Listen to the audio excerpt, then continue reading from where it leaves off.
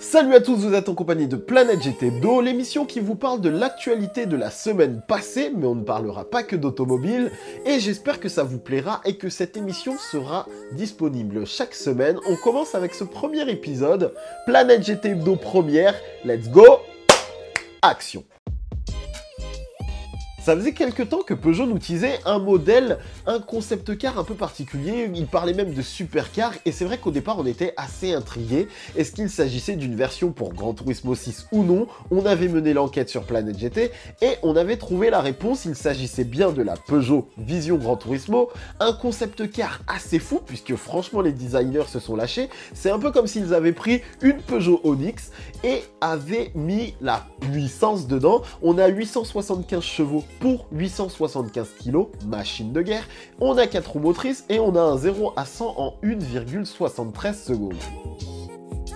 Audi a présenté la TT RS Club Sport Concept pour le Wörthersee 2015. On parle d'une voiture de 600 chevaux grâce à un moteur 5 cylindres de 2,5 litres repris de l'Audi RS3, sauf qu'ici ils ont ajouté 2 turbos électriques, ce qui permet justement d'avoir ces 600 chevaux. On a 650 Nm de couple, on parle d'un 0 à 100 km/h en 3,6 secondes et une vitesse maximale de 310 km/h. Quand on sait que nous avons testé l'Audi TTS et qu'on s'est déjà fait vraiment plaisir avec 310 chevaux, on peut penser que la TTRS fasse mal. Évidemment, puisque c'est son événement, Volkswagen a également présenté un modèle. Il s'agit de la Golf GTI Club Sport avec 265 chevaux, donc plus que la Golf GTI, moins que la Golf R. Je pense que c'est une voiture qui risque de plaire et ce sera intéressant de se pencher sur les performances de cette voiture. Du côté des facelifts qu'on a pu voir la semaine dernière, on a eu la BMW Série 3 avec le break, la M3, ils ont tout fait, la totale, et il faut vraiment être un spécialiste BMW pour voir les différences, mais ça va permettre de relancer la gamme, donc c'est toujours une bonne chose à prendre.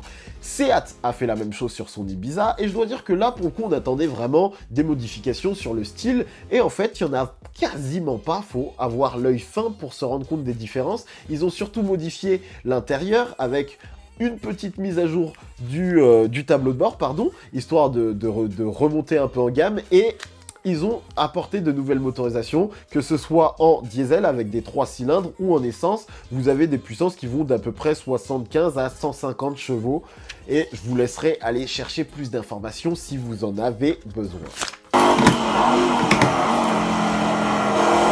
Le 7 mai 2015, ce fut la sortie de Project Cars. Ça faisait à peu près 3 ans qu'on suivait le développement de ce jeu. On a vraiment commencé au tout début. C'est les développeurs de Slightly Mad Productions qui ont fait ça. Et très honnêtement, c'est, si vous êtes un vrai fan de jeux de course, un jeu auquel vous devez prendre le temps de jeter un œil. Pour une raison simple, vous avez des graphismes de qualité, des sons moteurs de qualité, une immersion vraiment bien faite et surtout accès à beaucoup de disciplines du sport automobile, et ça c'est quelque chose qu'on n'a pas dans tous les jeux. Project Cars disponible dès à présent. Et voilà, tu soulages.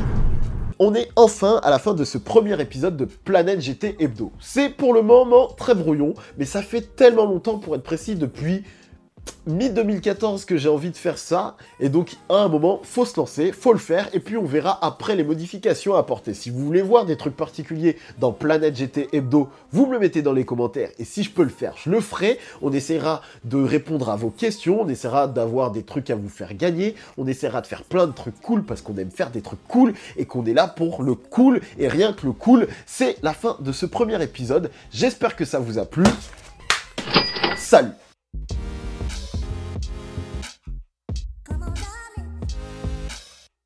Ici on est à 106.